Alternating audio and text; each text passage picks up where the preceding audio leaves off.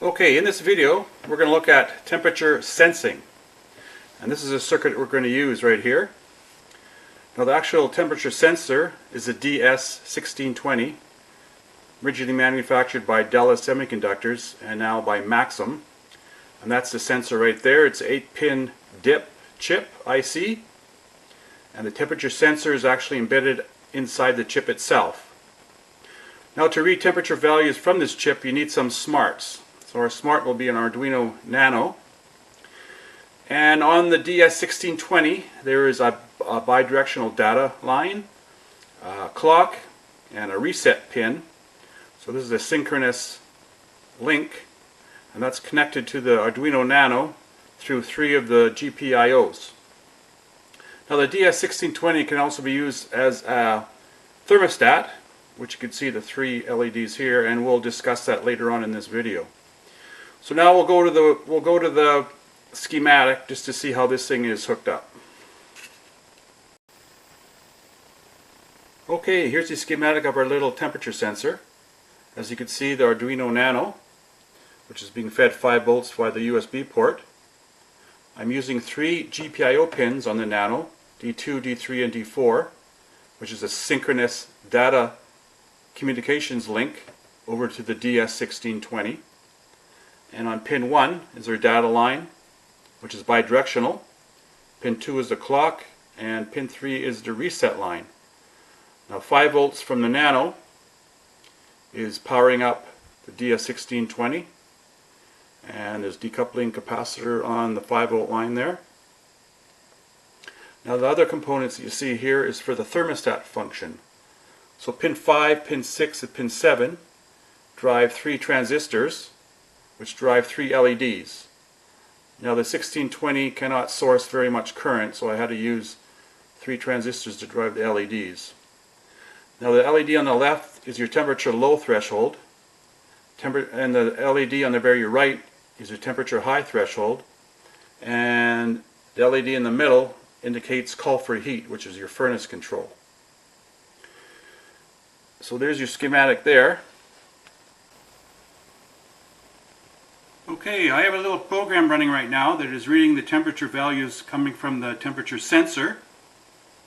Now the temperature sensor has a range from minus 55 degrees Celsius to plus 125 degrees Celsius in 1/2 degree increments, and in Fahrenheit that works out to minus 67 degrees Fahrenheit to 257 degrees Fahrenheit with increments of 0.9 degrees.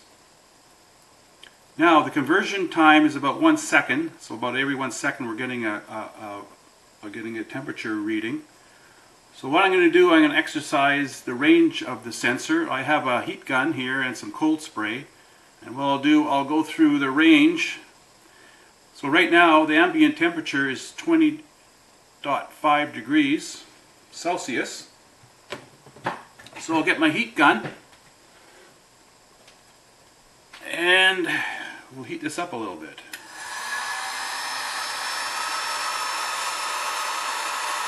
You can see the temperature going up.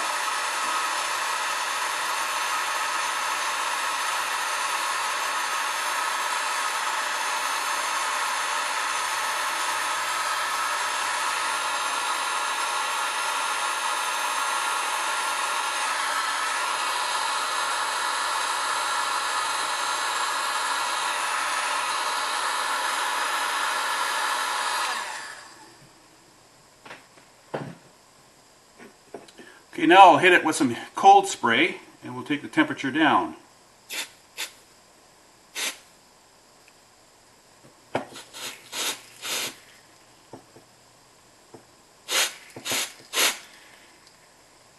So now we're negative.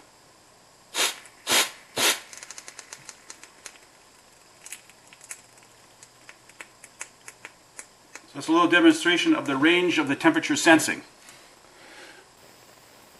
So before you use the thermostat function, you have to program the T-high and the T-low temperature values into the chip itself. And they are saved in the EEPROM, so they're retained when the power is removed. Now the temperature threshold high for this video is set for 26 degrees Celsius, and the temperature threshold low is set for 23 degrees Celsius. And you also see the configuration byte there, which I read from the chip. And if you look in the data sheet, you could see what each of those bits do, what they represent. So now we're going to look at the thermostat function. Now to use the 1620 as a thermostat, you do not need any smarts. So you don't need Arduino Nano. All you need is a chip and 3 outputs. So if you look at the 3 LEDs, you'll notice the T-low LED, the one on the very left, is on. So the ambient temperature is below or equal to 23 degrees Celsius. So the middle LED is on, the call for heat is on, so the furnace is on.